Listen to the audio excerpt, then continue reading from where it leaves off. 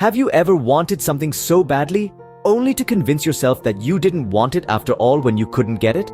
Well, today's tale revolves around just that.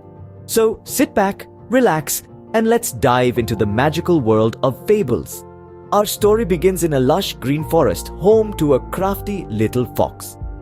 One hot summer's day, the fox was wandering through the woods when he spotted a vine loaded with plump, juicy grapes. They were hanging high above his reach, but the fox's mouth watered at the sight. With a determined gleam in his eyes, the fox leapt into the air, trying to reach the tantalizing grapes. But alas, they were just too high. Undeterred, the fox tried again and again, each time jumping higher, each time falling back to the ground.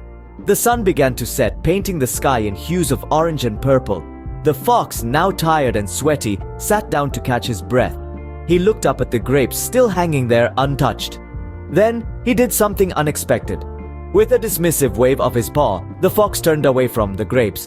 "They're probably sour anyway," he said, trying to convince himself. And off he trotted, leaving the grapes hanging there, untouched and uneaten.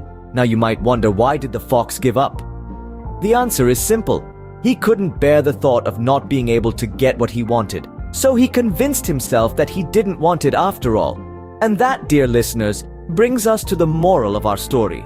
It's easy to belittle what you cannot have. It's a defense mechanism, a way to protect ourselves from disappointment.